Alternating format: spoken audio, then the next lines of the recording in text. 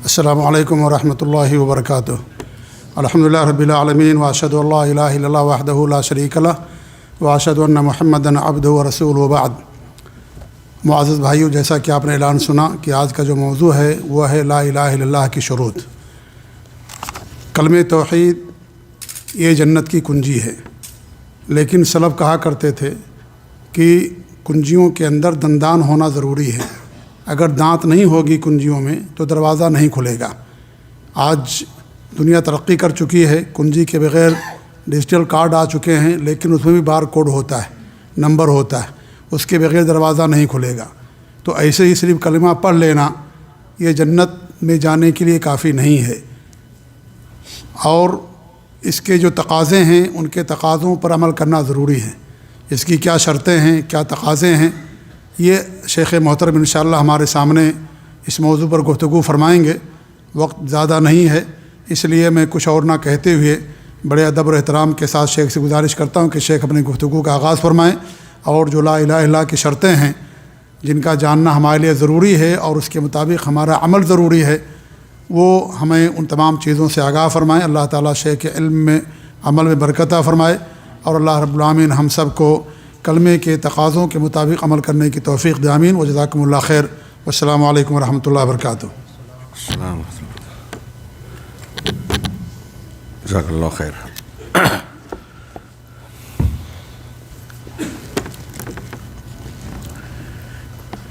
بسم اللہ الرحمن الرحیم وبہ نستعین، الحمد للہ رب العالمین، والصلاة والسلام علی سید المرسلین وعلی آلہ وصحبہ اجمعین ومن تبعہم بإحسان الی یوم الدین۔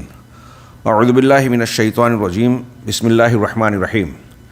شہد اللہ انہ لا الہ الا ھو والملائکۃ واولو العلم قائما بالقسط لا الہ الا ھو العزیز الحکیم۔ وقال تعالی فاعلم انہ لا الہ الا اللہ۔ شیخ محترم مختار احمد مدنی حفظہ اللہ، محترم سامعین، آپ نے سنا کہ آج کی گفتگو کا موضوع ہے لا الہ الا اللہ کی شرطیں۔ لا الہ الا اللہ، اللہ کے سوا کوئی معبود برحق، کوئی لائق عبادت کے قابل ہے ہی نہیں۔ یہ کلمہ کیا ہے؟ اس کائنات کی سب سے بڑی سچائی پوچھا جائے کیا ہے تو صحیح جواب ہوگا لا الہ الا اللہ۔ دنیا کائنات میں سب سے زیادہ عدل اور انصاف کی بات کیا ہے، سب سے بڑا سچ کیا ہے، تو جواب ہوگا لا الہ الا اللہ، کیونکہ اس کی ضد شرک یہ سب سے بڑا ظلم ہے۔ ان الشرک لظلم عظیم۔ لا الہ الا اللہ، اس کی یہ فضیلت، یہ حیثیت اور اہمیت ہے کہ روایات ثابتہ سے یہ بات محقق ہے کہ اگر ساتوں آسمان اور ان میں موجود تمام چیزیں سوائے اللہ کے، ساتوں زمین، ان میں موجود تمام چیزیں، آسمان اور زمین کے درمیان موجود ساری چیزیں ترازو کے ایک پلڑے میں رکھی جائیں اور لا الہ الا اللہ کو دوسرے پلڑے میں رکھا جائے تو لا الہ الا اللہ کا پلڑا بھاری ہوگا، جھک جائے گا، یہ ساری چیزیں اس کے مقابلے میں ہلکی پڑ جائیں گی۔ یہ ایک روایت یا روایتوں سے ثابت شدہ یہ ایک بات لا الہ الا اللہ کی اہمیت، فضیلت اور اس کا انتہائی اہمیت کا حامل ہونا بیان کرتا ہے۔ اللہ کے نبی صلی اللہ علیہ وسلم نے اسے افضل الذکر کہا، سب سے فضیلت والا ذکر۔ آپ اس کی فضیلت کو اس طرح سے بھی دیکھ سکتے ہیں کہ قرآن مجید نے اس کلمے کے کئی نام متعین فرمائے۔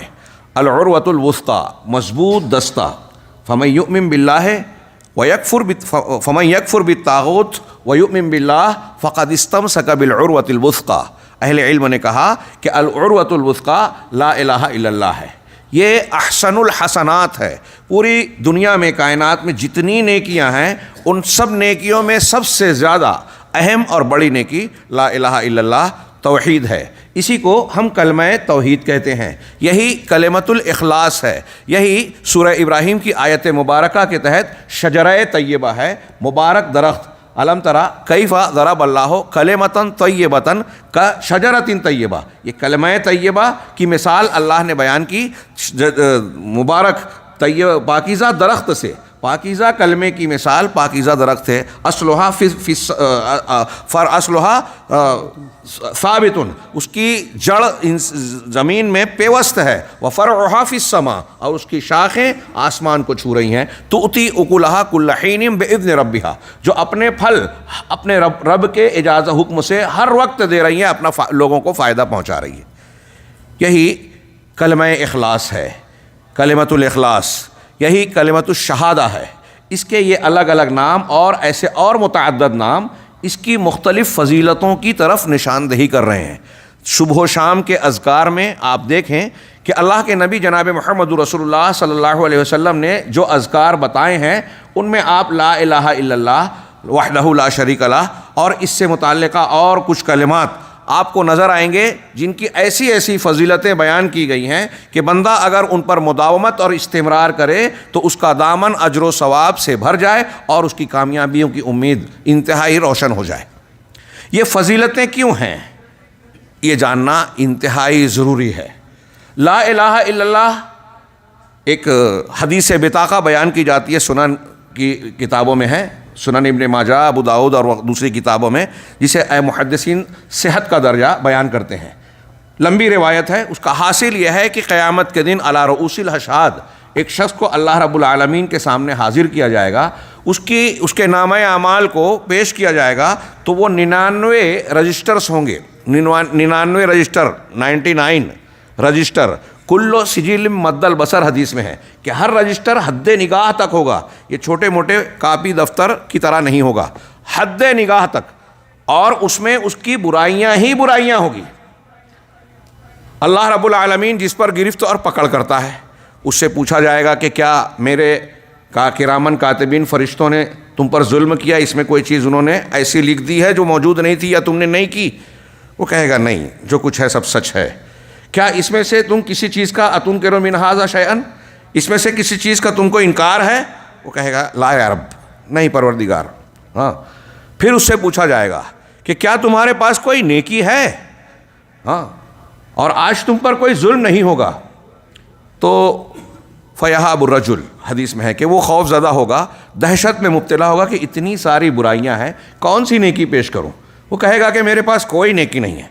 हाँ, फिर एक बेताका रसीद निकाली जाएगी, छोटा सा टुकड़ा कागज़ का, यूँ कह लीजिए पर्ची, अपनी ज़बान में हम कहें, एक पर्ची निकाली जाएगी और कहा जाएगा कि ये तेरी नेकी है, तो और तुझ पर आज जुल्म नहीं होगा।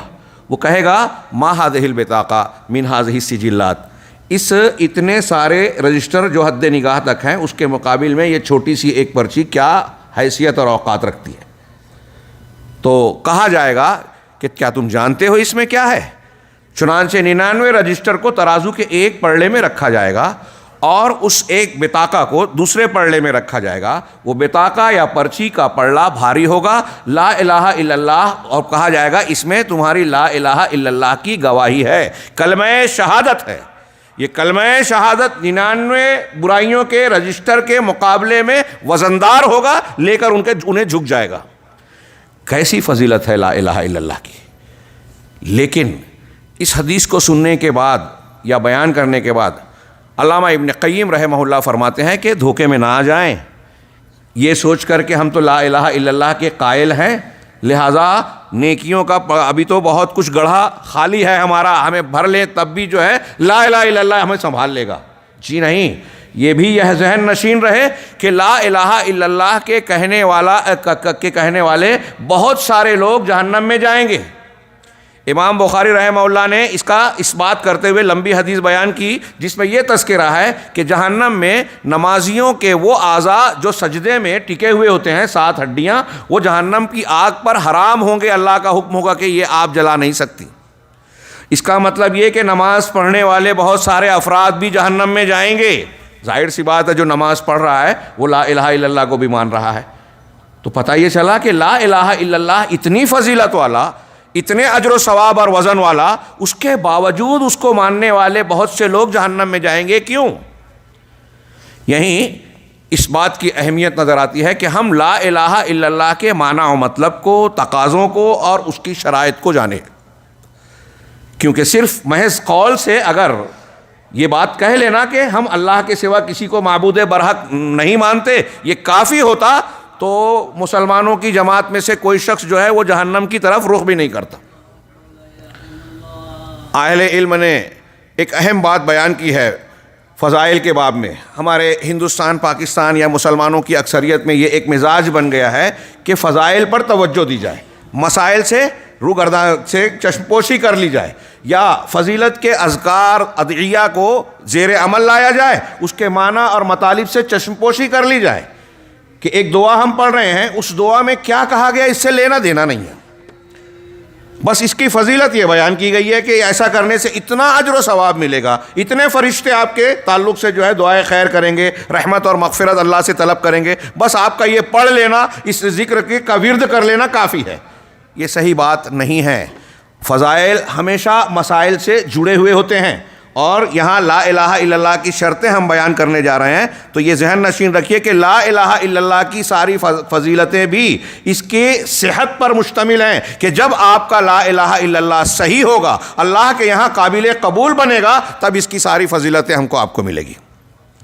ایک آدمی آیت الکرسی صبح شام پڑھ رہا ہے، ایاک نعبد و ایاک نستعین ہر رکعت میں کہہ رہا ہے، لا الہ الا اللہ کا ورد کر رہا ہے، لیکن اس کے عمل میں، عقیدے میں یا اقوال میں شرک اکبر کی کوئی خوبو آ گئی تو یہ ساری چیزیں، اس کے کلمات بیکار ہو گئے، ٹوٹ گئے۔ نواقض ایمان پڑھیے، ساری چیزیں بیکار ہو گئی۔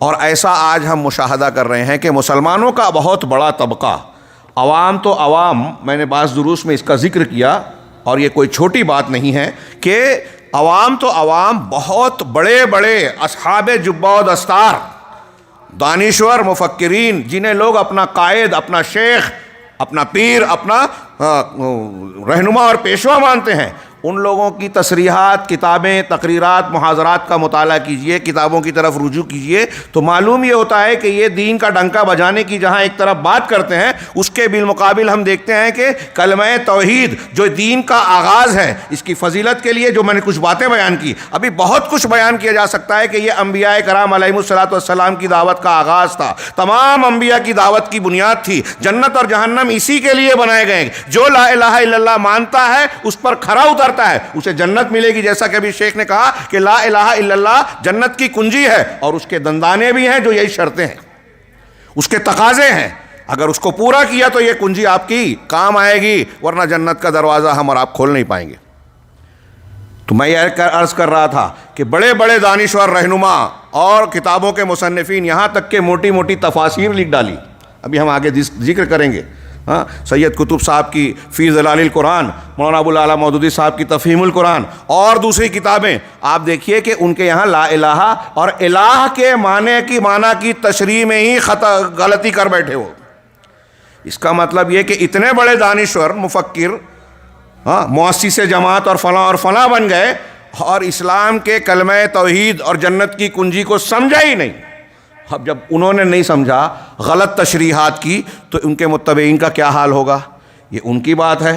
پورے عالم اسلام میں ایک بہت بڑا فتنہ مسلمانوں کو جو گھیرے ہوئے ہے وہ فتنہ تصوف ہے۔ ان کے یہاں آپ دیکھیں اس لا الہ الا اللہ کا معنی اور مطلب اور تشریح جب آپ دیکھیں گے تو حیرت زدہ ہوں گے کہ کلمہ توحید جس کو ہم کہتے ہیں، انہوں نے اس کے معنی اور مفہوم کو اس طرح بیان کیا کہ کلمہ توحید کلمہ شرک بن گیا۔ ابھی ہم اس کو آگے ذکر کریں گے۔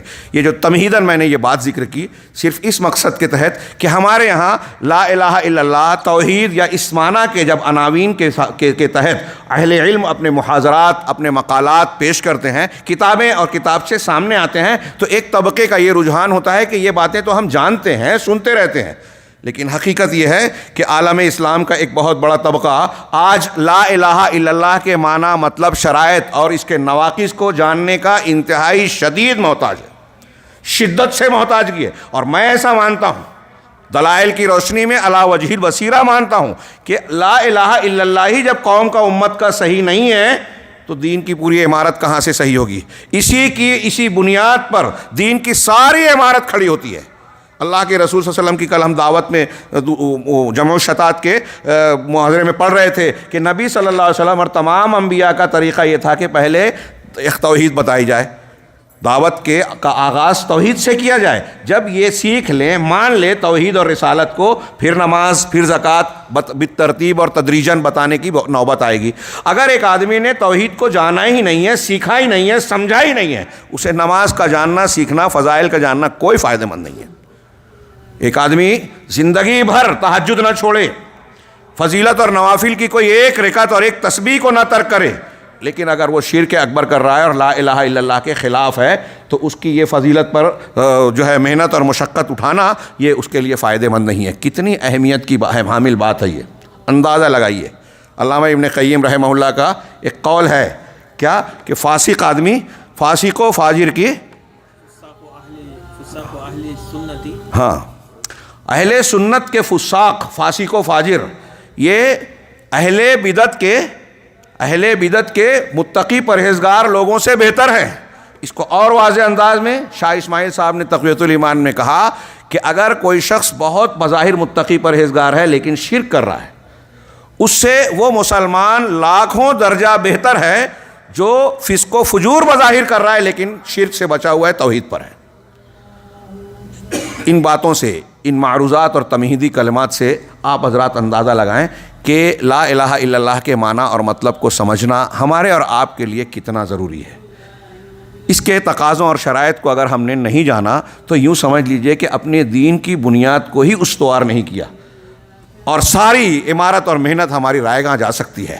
لہٰذا سب سے زیادہ جس چیز پر ہمیں فوکس کرنا چاہیے وہ ہے توحید، لا الہ الا اللہ کے معنی، مطالب اور شرائط کو جاننا، اور اس سلسلے میں اپنے آپ کو ہر وقت بیدار رکھنا چاہیے، چوکنا رہنا چاہیے کہ ہماری توحید کی سرحد میں کوئی اس کی مخالف چیز دخیل اور داخل نہ ہو سکے.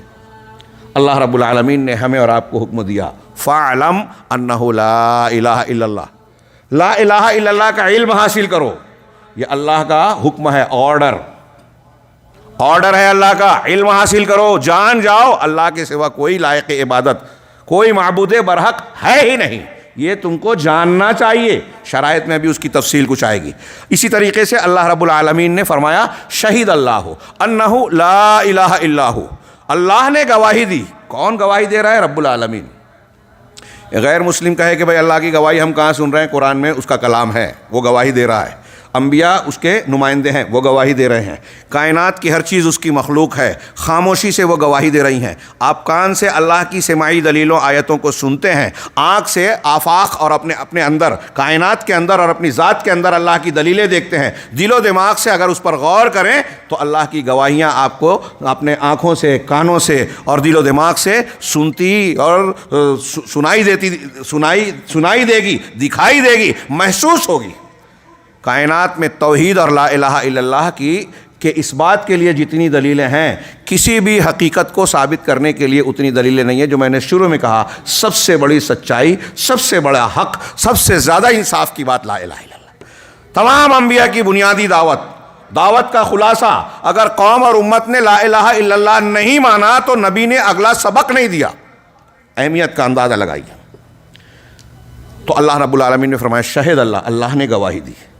ہاں، اللہ کے مقابل کوئی ہستی ہو سکتی ہے؟ اللہ کی گواہی جس چیز پر ہو اس میں کوئی شک شبے کی گنجائش ہوگی؟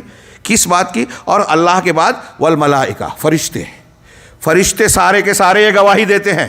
وَأُولُو الْعِلْمِ، اور اہل علم بھی. یہ اہل علم اور علماء دین کی قرآن و سنت اور لا الہ الا اللہ یا توحید اور عقیدے کو جاننے اور پڑھانے والے علماء کی فضیلت ہے. قرآن کی اس آیت میں علامہ ابن قیم کہتے ہیں کہ اگر دنیا میں فرشتوں کے بعد اللہ کے نزدیک کوئی مقرب معزز مخلوق ہوتی علماء کے علاوہ، تو اللہ علماء سے پہلے ان کا ذکر کرتا. ان علماء میں سر فہرست انبیاء ہیں، اور انبیاء کے بعد انبیاء کے علم کے وارثین علماء دین. تو اللہ نے گواہی دی، فرشتوں نے گواہی دی، اور تمام اہل علم گواہی دیتے ہیں. کس بات کی؟ کہ اللہ کے سوا کوئی معبود نہیں. شہد اللہ انہ لا الہ الا ہو والملائکۃ واولو العلم، اور اہل علم بھی قائما بالقسط. اللہ نے یہ جو گواہی دی انصاف پر قائم رہتے ہوئے، اس کی یہ گواہی انصاف پر مبنی ہے. اس میں کوئی شک و شبہ کی گنجائش نہیں، غلط ہونے کی گنجائش نہیں ہے. یہ اللہ رب العالمین کے دو فرامین کی روشنی میں اب ہم اپنے درس کی طرف آتے ہیں۔ میں نے اپنے سامنے شیخ ربیع جنہوں نے حافظ حکمی صاحب کی کتاب سے لا الہ الا اللہ کی شرطوں کی تھوڑی تشریح کی ہے، یہ قدر مختصر ہے، اور ان شرطوں کی اہمیت کا آپ اندازہ اس سے بھی لگا سکتے ہیں کہ ہمارے متعدد کبار علماء، میں سمجھتا ہوں جتنے بھی مشہور علماء کرام ہیں موجودہ دور کے اور ماضی میں ایک لمبی تعداد، انہوں نے لا الہ الا اللہ کی شرطوں کو مختصراً یا کچھ نے مفصل مستقل کتابوں رسائل میں بیان کیا ہے۔ یہ کیوں کیا ہے؟ تکرار صرف یہ نہیں کہ نام کا اضافہ ہو، یہ اس بات کو بیان کرنے کے لیے کہ اس مضمون کی کتنی ضرورت ہے ہمیں اور آپ کو۔ ہمارے یہاں ماضی میں اور ابھی بھی ہندوستان پاکستان میں دین کی جب بات ہوتی ہے تو فقہیات پر پورا کا پورا زور صرف کیا جاتا ہے، احکام و مسائل پر، جہاں کچھ گنجائش ہوتی ہے غلطی کی بھی، اور وہ اللہ کے ہاں معاف ہونے کی گنجائش نظر آتی ہے، اور جبکہ حقیقی دین ہم سلف میں دیکھتے ہیں، اسلاف میں، تو وہاں فقہ فی العقیدہ یہ اول درجہ رکھتا تھا۔ ان کے یہاں جو محدثین سے تعلق رکھنے والے علماء سلف ہیں، ان کی کتابوں کو آپ دیکھیے کہ احکام و مسائل کو جو زندگی کے مختلف شعبوں اور عبادات وغیرہ سے تعلق رکھتے ہیں، اس سے پہلے کتاب الایمان، الاعتقاد اسے پیش کرتے ہیں۔ اس پر مستقل کتابیں لکھی اہل بدعت، جنہوں نے بدعات کو اختیار کیا عقائد کے باب میں، اس کے مقابلے میں جو عقیدہ لکھا صحیح تو اس کا نام رکھا السنہ، کتاب السنہ، امام خلال کی، ابن ابو عاصم کی، امام احمد بن حنبل کی رحمہم اللہ، ان کی کتابوں کا نام جو عقیدے میں ہے اس کا نام سنہ رکھا۔ امام آجری نے عقیدے کی کتاب لکھی، اس کا نام الشریعہ رکھا۔ ہمیں شریعت اور سنت کے نام پر عقیدے کا تصور ہی ہمارے یہاں نہیں ہوتا، اردو داں طبقے میں یا ہندوستان پاکستان کے ماحول میں۔ میں کہنا چاہ رہا ہوں سلف اس کا اہتمام کرتے تھے، عہد اول سے لے کے آپ دیکھیں شرح السنہ للبربہاری، امام صابونی، شیخ اسماعیل، امام بخاری نے کتاب الرد علی الجہمیہ جس کو ہم کتاب التوحید بھی کہتے ہیں، صحیح بخاری کے آخر میں تمام گمراہ فرقوں نے جو عقیدے میں غلط راستہ اور منہج اختیار کیا ان کا رد کر کے اہل السنہ والجماعہ کا کتاب و سنت سے عقیدہ ثابت کیا ہے۔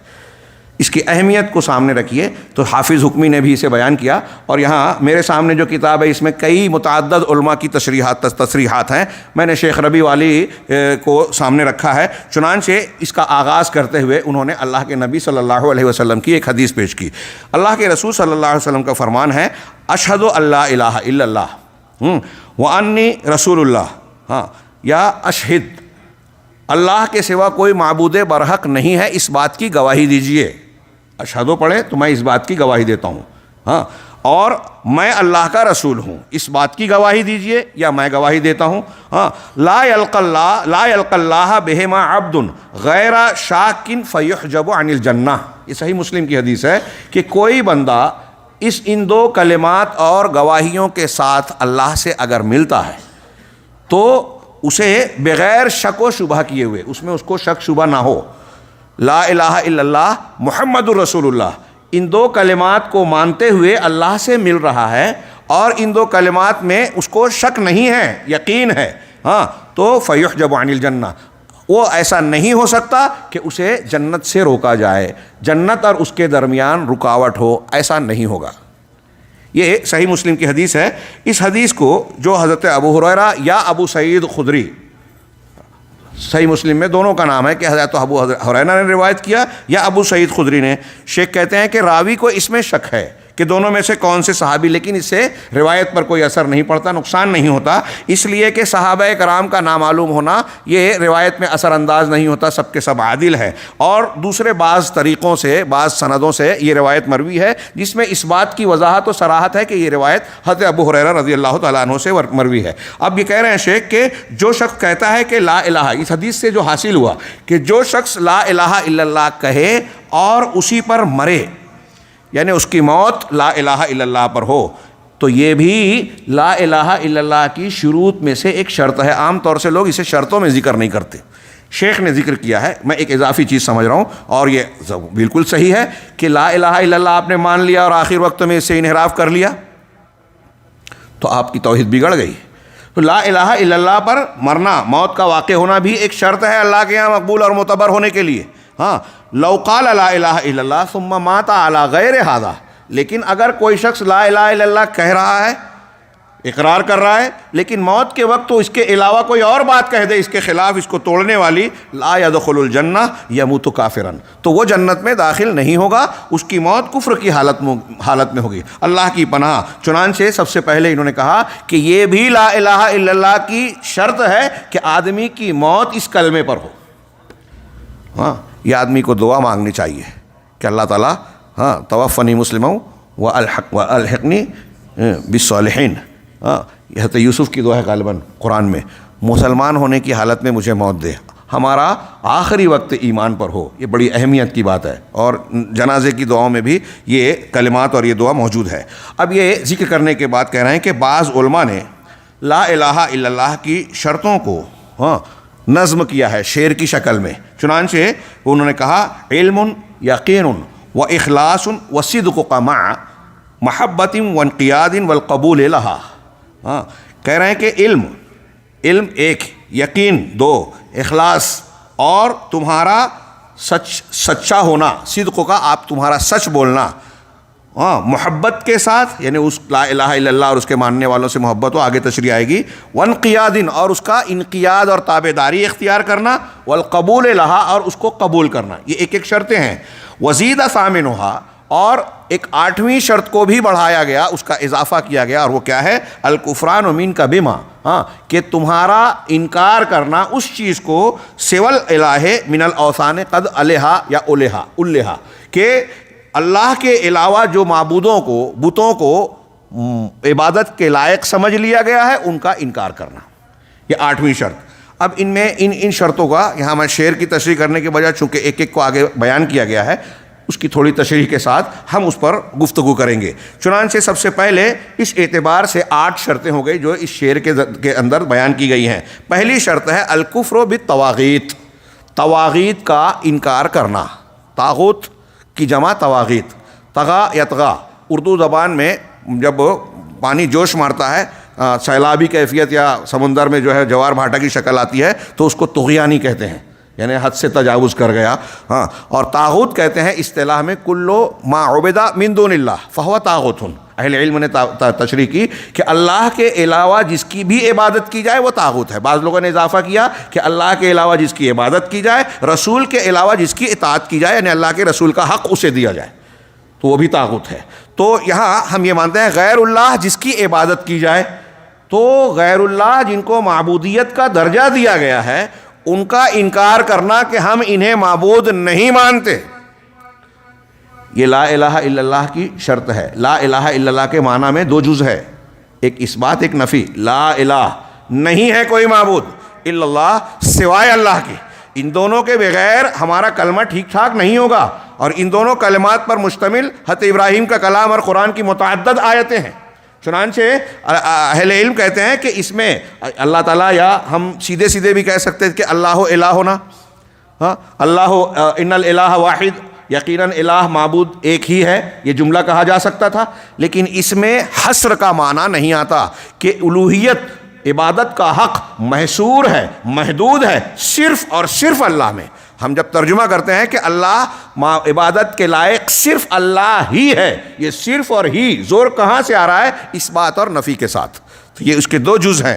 چنانچہ یہ کہہ رہے ہیں کہ طاغوت کا، لا الہ جب ہم نے کہا تو لا الہ میں انکار ہوا طاغوت کا، ہر اس چیز کا جس کی اللہ کے علاوہ عبادت کی جاتی ہے۔ الا اللہ میں اللہ کی الوہیت کا اس بات ہوا۔ چنانچہ کہہ رہے ہیں فمن یکفر بالطاغوت، یہ قرآن کی آیت ہے، الکفر بالطواغیت کے دلیل دے رہے ہیں کہ فمن یکفر بالطاغوت ویؤمن باللہ، جو طاغوت کا انکار کرے، طاغوت کا کفر کرے، ویؤمن باللہ اور اللہ پر ایمان لائے۔ دیکھیے اس آیت میں اللہ پر ایمان سے پہلے طاغوت کا انکار ہے، جیسے ہمارے اس کلمے میں لا الہ الا اللہ میں ہے کہ اللہ کی الوہیت کے ماننے سے پہلے غیر اللہ کی، تمام غیر اللہ معبودان باطلہ کی الوہیت کا انکار ہے۔ آپ اللہ کے عبادت کرنے والے اس وقت تک ہو ہی نہیں سکتے جب غیر اللہ دوسرے معبودوں کا رد نہ کریں۔ اگر آپ یا کوئی شخص اپنے آپ کو مسلمان کہہ رہا ہے اور اللہ لا الہ الا اللہ کا ورد بھی کر رہا ہے، صحیح یا ضعیف روایتوں کی بنیاد پر وہ 24 گھنٹے میں لاکھوں مرتبہ کا مراقبہ یا لا الہ الا اللہ کا اعادہ کرتا ہے، اور سمجھتا ہے کہ میں کلمہ توحید کو اپنے دل و جان میں بسا رہا ہوں، اور صوفیوں کے بدعتی اذکار میں ہو کر کے جو ہے دل میں کہتے ہیں کہ اللہ کی شخصیت کو بسا لیا، یہ سارے دعوے کر رہا ہے، لیکن اگر اس کے اعتقاد میں، عمل میں، قول میں، فکر میں کہیں اگر شرکیہ بات ہے، جیسا کہ ہم آج دیکھ رہے ہیں کہ غیر اللہ سے استمداد، اولیاء سے استغاثہ، استعانہ، قبر اہل قبور کی طرف رجوع کرنا، توجہ الی غیر اللہ اور مقبورین کی طرف توجہ کرنا، ان کے لیے ایسے بہت سارے امور، ان کی قبروں اور مزارات و مشاہد کا طواف کرنا، چومنا چاٹنا، اور بہت ساری شرکیہ اعمال، اگر کوئی شخص ایسا کر رہا ہے تو وہ اس شرط پر پورا نہیں اترے گا۔ وَمَن يَكْفُرْ بِالطَّاغُوتِ، طاغوت کا جو انکار کرے، وَيُؤْمِن بِاللَّهِ، اور اللہ پر ایمان رکھے، فَقَدِ اسْتَمْسَكَ بِالْعُرْوَةِ الْوُثْقَىٰ، تو اس نے مضبوط دستہ پکڑ لیا، لا انفصام لہا، جس میں کوئی ٹوٹ پھوٹ نہیں ہے، وہ ٹوٹے گا نہیں، سب سے مضبوط دستہ لا الہ الا اللہ ہے۔ جس نے اللہ پر ایمان رکھا اور طاغوت کا انکار کیا، کہہ رہے ہیں العروۃ الوثقیٰ ہی لا الہ الا اللہ، عروۃ الوثقیٰ مضبوط دستہ یہ لا الہ الا اللہ ہے۔ اور بعض لوگوں کا یہ کہنا ہے، اب یہاں شیخ نے ایک اور بات کہی، میں یہاں صرف ایک جملہ یہ عرض کروں کہ آج بہت سارے مسلمان ایک طرف لا الہ الا اللہ کہہ رہے ہیں، ہمارے بہت سارے برادران اور بھائی، ہم ان پر طنز و تعریض اور تشویش والی بات نہیں کہتے، ہم جب یہ بیان کر رہے ہیں تو ان کے لیے خیر خواہی کہہ رہے ہیں کہ وہ اسے سمجھیں۔ ایک طرف آپ بڑی محنت کر رہے ہیں، فضائل پر جو ہے اپنی قوت صرف کر رہے ہیں، افضل الذکر کہہ کے لا الہ الا اللہ 100 بار، 200 بار، 1000 بار اور نہ جانے کتنی مرتبہ کہہ رہے ہیں، لیکن لا الہ الا اللہ اگر آپ کے حلق کے نیچے نہیں اترا، آپ کے دل میں نہیں اترا، آپ نے اس کی شرط کو نہیں سمجھا، اور سب سے یہ پہلی شرط یہ کہ آپ کسی بھی طاغوت کو بھی آپ مانے جا رہے ہیں۔ ابھی کل ہم نے پڑھا، اسلامی تحریک کے بہت بڑے علم بردار کہہ رہے ہیں کہ کوئی شخص اگر اولیاء کی کرامات کو مان کر ان کی قبروں پہ جا کے ان سے استغاثہ، استعانہ اور دعا کر رہا ہے تو اس پر نکیر نہ کی جائے، اس میں شدت نہ برتی جائے۔ اب اگر یہ ایک آدمی کہہ رہا ہے تو اس کا لا الہ الا اللہ ٹھیک نہیں رہا، باقی نہیں رہا، اور لا الہ الا اللہ جب باقی نہیں رہا تو اس کی اسلام کی دعوت کہاں سے اسلامی دعوت رہ گئی؟ سوچئے، یہ بہت بڑا المیہ ہے، بہت بڑا بنیادی نظریہ غور کرنے کا مقام ہے۔ صرف اس ایک فکر پر غور کر لے ایک انسان آج کی نسل کا نیا، تو وہ گمراہ اور لا الہ الا اللہ کی شرطوں پر پورا نہ اترنے والوں کے دھوکے میں نہیں آئے گا۔ چنانچہ کہہ رہے ہیں آگے کہ بعض کی یہ بھی رائے ہے کہ یہ جو شرطیں ذکر کی جا رہی ہیں ان کے علاوہ بھی کچھ شرطیں کتاب و سنت سے ماخوذ ہیں، لیکن بنیادی طور سے یہ 7 یا 8 شرطیں جو بیان کی جاتی ہیں یہ عام طور سے لا الہ الا اللہ کے مقاصد کو گھیر لیتی ہیں جو قرآن و حدیث میں بیان کیے گئے ہیں۔ دوسری شرط، یہ پہلی شرط تھی، دوسری شرط ہے العلم، لا الہ الا اللہ کا جاننا، علم رکھنا۔ دلیل قرآن سے بڑی مشہور دلیل جو میں نے شروع میں ایک آیت پڑھی، فَاعْلَمْ أَنَّهُ لَا إِلَٰهَ إِلَّا اللَّهُ، یہ بات جان جاؤ، اس بات کا علم حاصل کرو کہ اللہ کے سوا کوئی معبود برحق نہیں ہے۔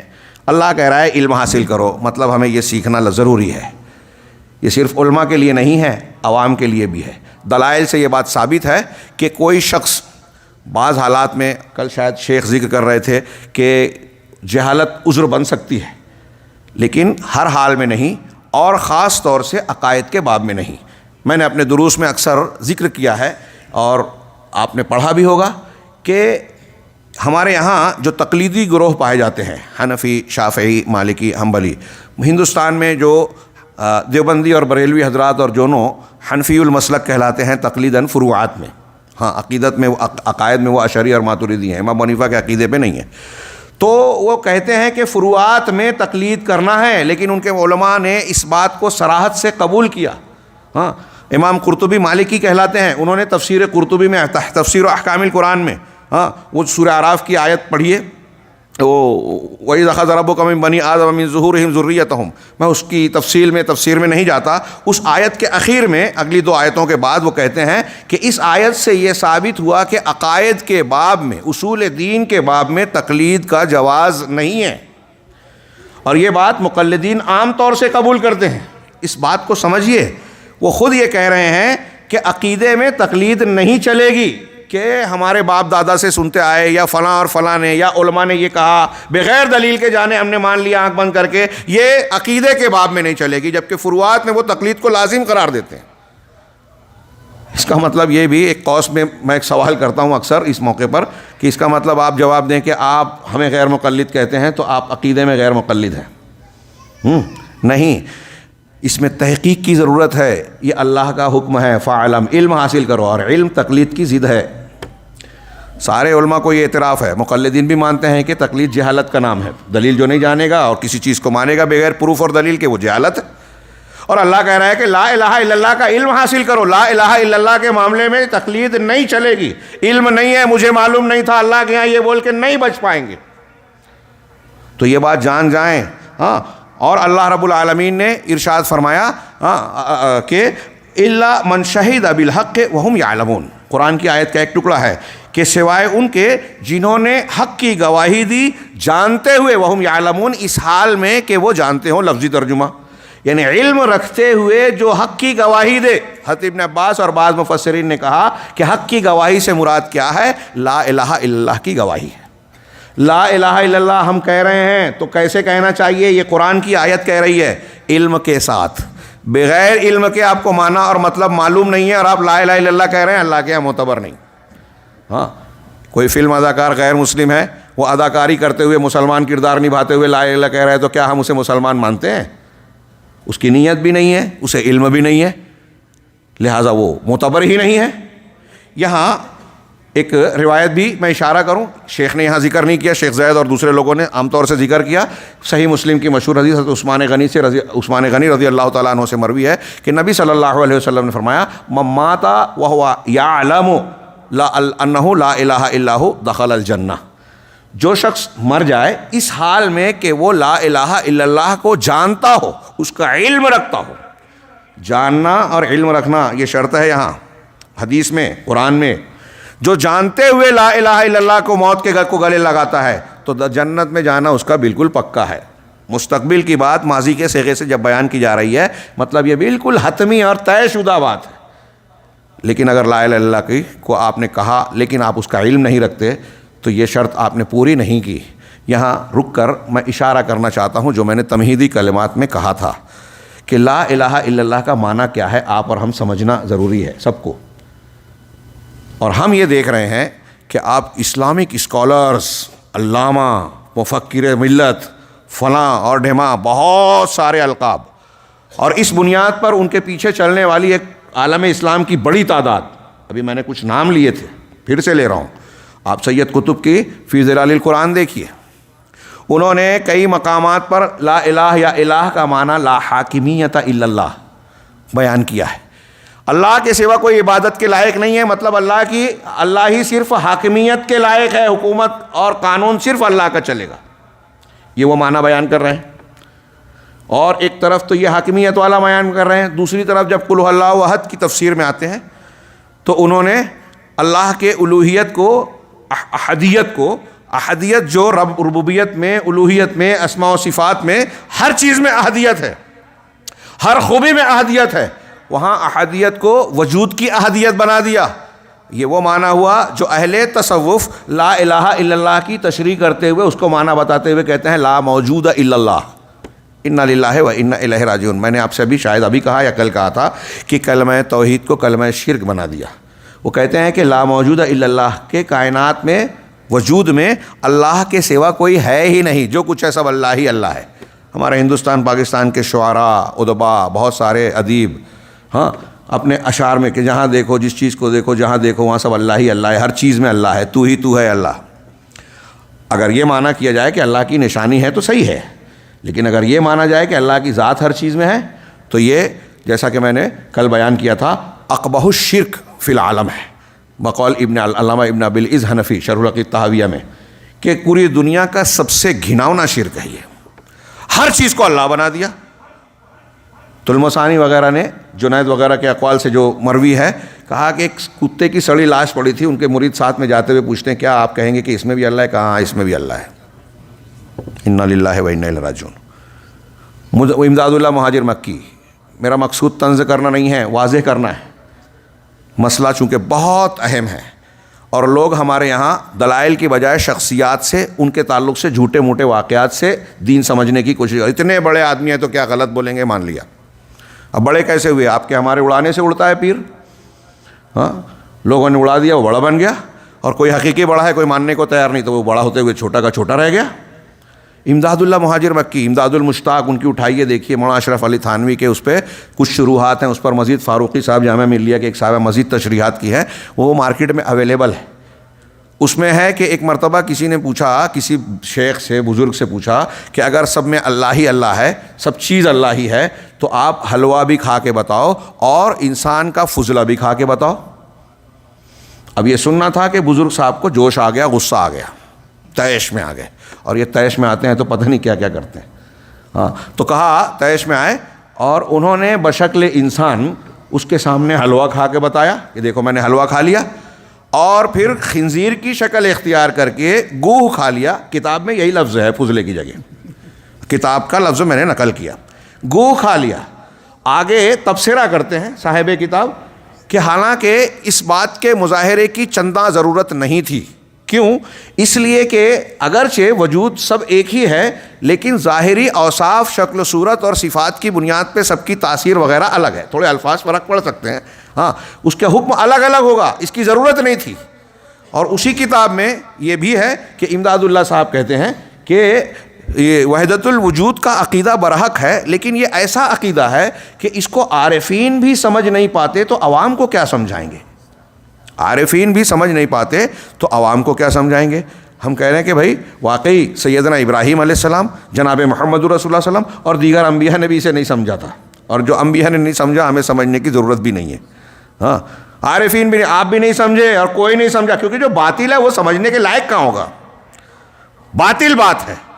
تو عارفین نہیں سمجھ پائے. انہوں نے اس میں دو تین واقعات الگ الگ طریقے کے ہیں.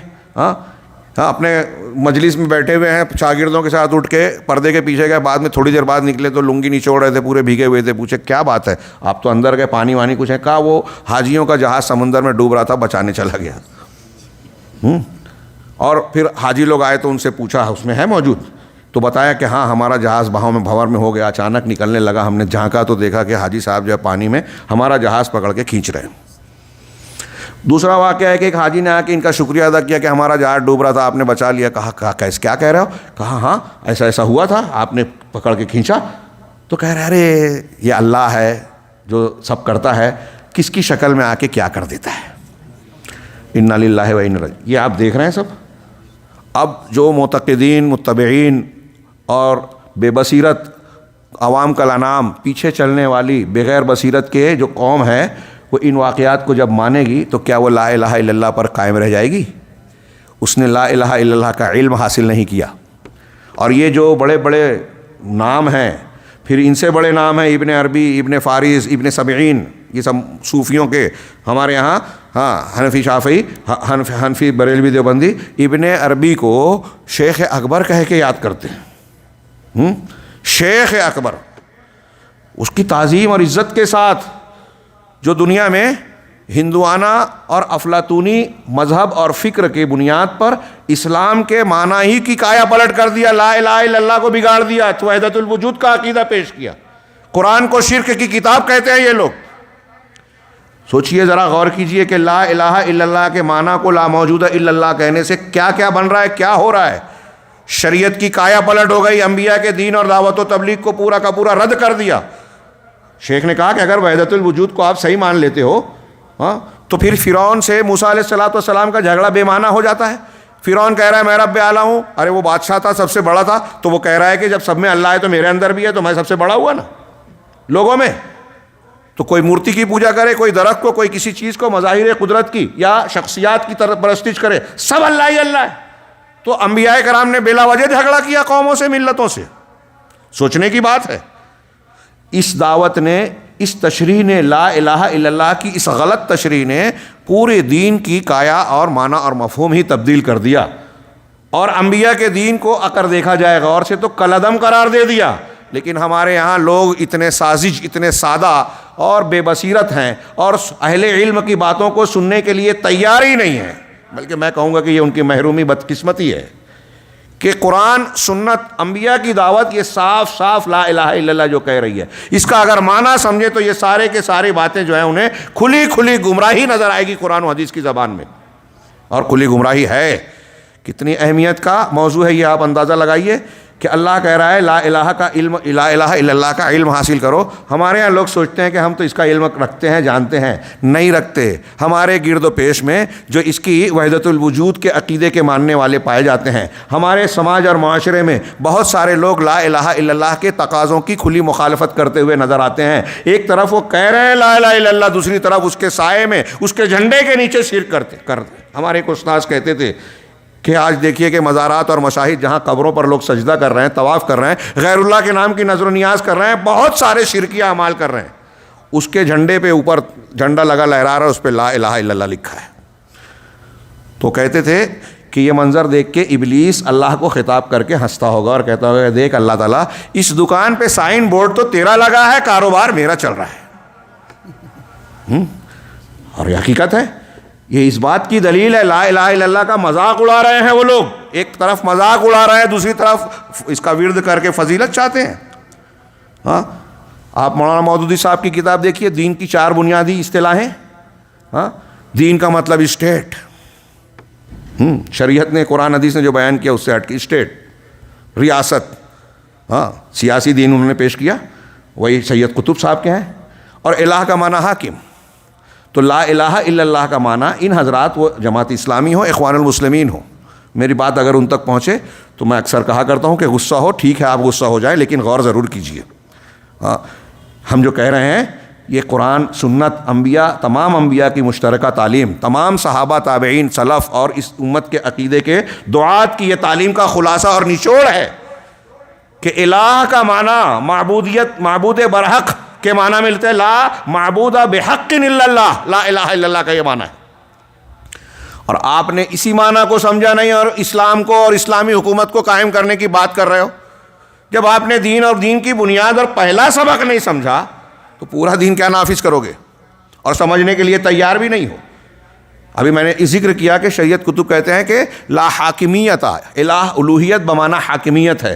حاکمیت اللہ کی ہی ہے، اس میں کوئی شک نہیں، ہم بھی مانتے ہیں، عقیدے میں ہے. لیکن یہ توحید ربوبیت کا حصہ ہے، توحید الوہیت کا نہیں. یہ لا رب الا اللہ کا معنی ہے، لا الہ الا اللہ کا معنی نہیں ہے. لکھ لیجئے، سمجھ لیجئے اچھی طرح سے. اور انہوں نے بڑے بڑے، اور ہم ان کے پیچھے ایک عالم اسلام کی بہت بڑی تعداد، جس میں علماء کی بڑی تعداد ہوگی، علماء کہلانے والے دعات ہوں گے، یہ ان کے پیچھے چل رہے ہیں. اور انہوں نے لا الہ الا اللہ کو ہی نہیں جانا، اس کی شرط کو ہی نہیں سمجھا. ہاں، آگے ہم بڑھتے ہیں. یہ لا الہ الا اللہ کی دوسری شرط، پہلی شرط جو ہم نے پڑھی، ایک سب سے پہلے تمہیداً انہوں نے ذکر کیا کہ اس پر موت ہونی چاہیے. باقاعدہ شرطوں کو ذکر کرتے ہوئے پہلا کہ کفر بالطاغوت، لا الہ الا اللہ میں یہ شامل ہے کہ آپ غیر اللہ کی جن کی پرستش و عبادت کی جاتی ہے ان کا انکار اور رد کریں. دوسری شرط یہ کہ لا الہ کا علم ہو. تیسری شرط جو آج کے درس میں ہم آخری طور پر پڑھیں گے اختصار کے ساتھ، کہ والیقین، یقین. لا الہ الا اللہ جب آپ کہہ رہے ہیں تو آپ کو اس بات پر یقین ہونا چاہیے. اگر اس کے معنی مفہوم کو جاننے کے بعد آپ کے دل میں اس کے تعلق سے کچھ شک شبہ ہے کہ اللہ تبارک و تعالیٰ تو معبود برحق ہے، لیکن کوئی اور بھی ہو سکتا ہے، کسی اور کو بھی کچھ حصہ مل سکتا ہے. ہمارے عثمانی صاحب جو جن کا ترجمہ قرآن یہاں چھپا تھا، ایاک نعبد و ایاک نستعین میں انہوں نے جس طریقے سے اس کی تشریح میں ایک جملہ ڈال دیا، اور لوگ کہتے ہیں کہ بس 2 جگہ کا وہ تھا اور اس کی وجہ سے یہ کر دیا گیا. 2 جگہ میں سے پہلی جگہ ہی سب سے زیادہ خطرناک تھی. ایاک نعبد و ایاک نستعین، ایاک نعبد، یہ لا الہ الا اللہ کی گویا تشریح کر رہا ہے، بندہ قبول کر رہا ہے. ہم تیری ہی عبادت کرتے ہیں، تیرے سوا کوئی معبود برحق نہیں، لہذا تیری ہی عبادت کرتے ہیں، تجھ سے ہی مدد مانگتے ہیں. یہ ایاک نعبد و ایاک نستعین کا کلمہ لا الہ الا اللہ کا معنی بیان کر رہا ہے، اس پر پورا اتر رہا ہے اور کی نمائندگی کرتا ہے. اور وہ ایاک نستعین لا حول ولا قوت الا باللہ کی نمائندگی کرتا ہے. پہلے عبادت کیونکہ وہ اصل ہے، پھر استعانت کیونکہ اس کے بغیر اللہ کی عبادت اور توحید آدمی اختیار نہیں کرے گا. تو استعانت بھی علامہ ابن تیمیہ کہتے ہیں کہ اہل علم نے بیان کیا کہ پورا قرآن جو ہے ساری آسمانی کتابوں کا خلاصہ، مہیمن، نگراں ہے. اور سورہ فاتحہ قرآن کا خلاصہ ہے، اور ایاک نعبد و ایاک نستعین یہ سورہ فاتحہ کا خلاصہ ہے. اندازہ لگائیے کیوں ہماری زندگی کا مقصد اور لا الہ الا اللہ کی جو میں نے فضیلتیں بیان کی، اس کا معنی اور مفہوم بندہ اس کلمے کے ذریعے سے ظاہر کرتا ہے کہ پروردگار تو رب العالمین ہے، الحمدللہ رب العالمین، تو الرحمن الرحیم ہے، بہت رحم کیا، تیری رحمت کے سارے جو ہے معاملے بکھرے ہوئے ہیں پوری کائنات میں، تو مالک یوم الدین ہے، صرف رحمت ہی رحمت نہیں بلکہ تو حساب و کتاب بھی لینے والا ہے، جزا دینے والا ہے، اور جب تو ایسا ہے تو میں صرف تیری عبادت کرتا ہوں اور صرف تجھ سے مدد مانگتا ہوں۔ یہ توحید کا اقرار ہوا بندے کے درمیان۔ بہرحال اس کی تشریح کرتے ہوئے کہ ہم استعانت تجھی سے کرتے ہیں، ایک راستہ کھولا انہوں نے، جن کا میں نے ذکر کیا، شبیر احمد عثمانی صاحب کا، وہ راستہ کھولتے ہیں کہ اگر کسی کو مستقل سمجھتے ہوئے اگر استعانت کی جائے غیر اللہ سے تو یہ ناجائز و حرام ہے، لیکن اگر مستقل نہ سمجھتے ہوئے کیا جائے دعا تو کوئی حرج نہیں۔ چنانچہ آپ دیکھیں عقائد علماء دیوبند کتاب میں آپ دیکھیں گے کہ اللہ کے نبی صلی اللہ علیہ وسلم کا وسیلہ لگا کے دعا مانگنا وہاں جائز ہے، ان کے عقیدے میں۔ امام حنیفہ، امام یوسف، امام محمد رحمہم اللہ یہ کہتے ہیں کہ شخصیات کا وسیلہ لگا کے دعا مانگنا حرام ہے، چاہے وہ شخصیات انبیاء اور رسولوں ہی کی کیوں نہ ہو، اس عقیدے میں ان کے مخالف ہے۔ یہ میں نے جو عبارت کا مفہوم بیان کیا شرح العقیدۃ الطحاویہ لابی العز الحنفی میں، اور میں جانتا ہوں کہ آپ جب احناف کے سامنے پیش کریں گے تو ان کے جو زبان آور اور زور آور لوگ ہیں وہ رد کر دیں گے کہ نہیں یہ غلط بات ہے، وہ ابن ابی العز کی نہیں کتاب ہے، وہ حنفی نہیں تھے، اس طرح کی باتیں کر کے وہ اپنے آپ کو تسلی دیتے ہیں۔ امام حنیفہ کے قول یہ ثابت نہیں ہے۔ ہاں، تمام سلف سے یہ ثابت ہے کہ کسی شخصیت کا وسیلہ جو مردہ ہو، غائب ہو، اس کا وسیلہ لگا کے دعا نہیں مانگی جائے گی، دعا کے آداب میں سے نہیں ہے۔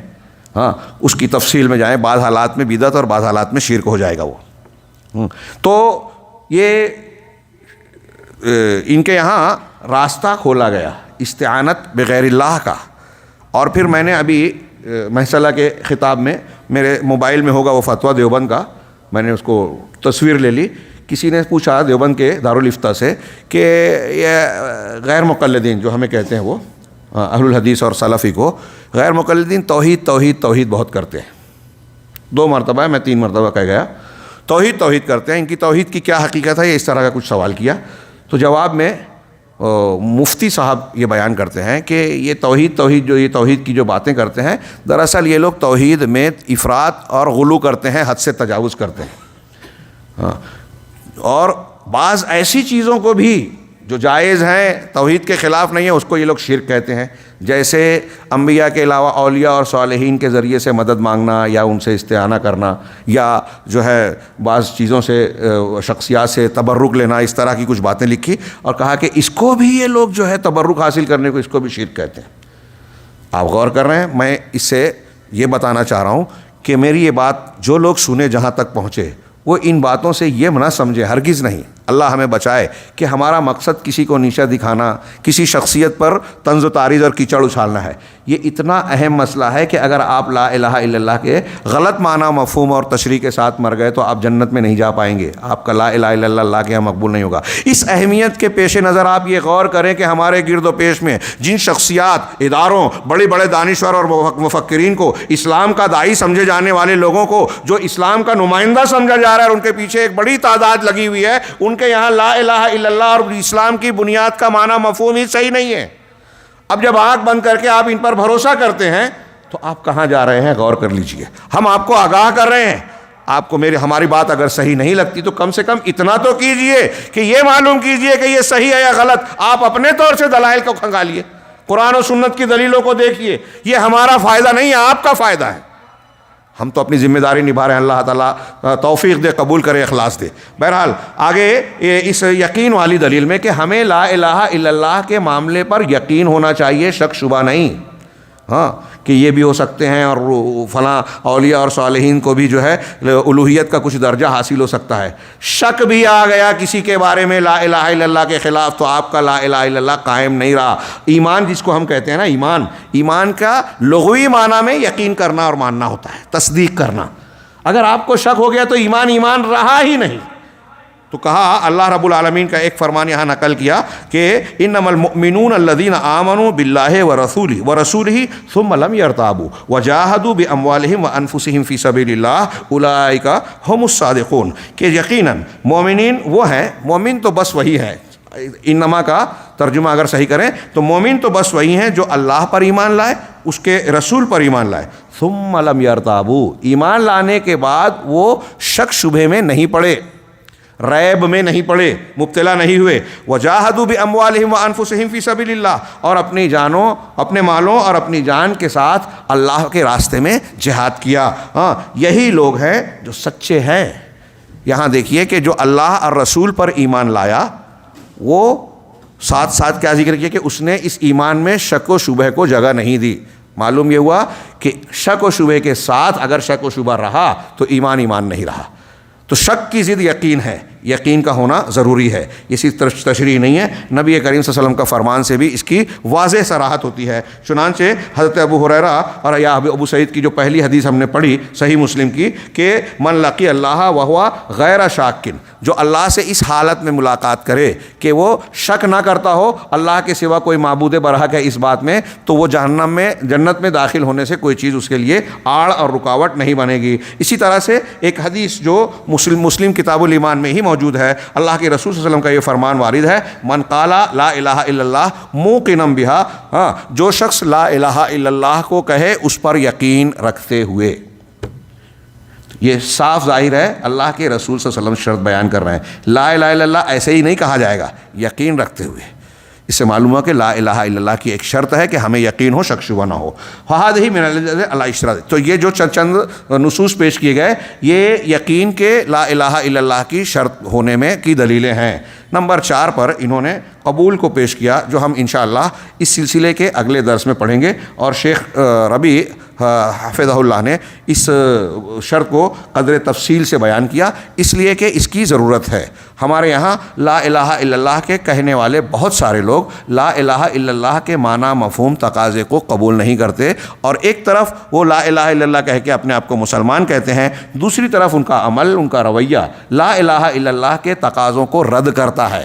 قبول بھی ہونا چاہیے جو رد کی ضد ہے. اس کی تشریح دلائل کی روشنی میں اور حالات کے تناظر کی روشنی میں انشاءاللہ ہم اگلے درس میں پڑھیں گے. اللہ رب العالمین ہمیں دین کی اس بنیاد کو اچھی طریقے سے جاننے، سمجھنے، اس کے تقاضوں اور شرائط کے ساتھ اختیار کرنے کی توفیق عطا فرمائے، اور اسے ہماری دنیا اور آخرت میں کامیابی اور نجات کا ذریعہ بنائے. وآخر دعوانا ان الحمد للہ رب العالمین وصلی اللہ علی نبینا محمد.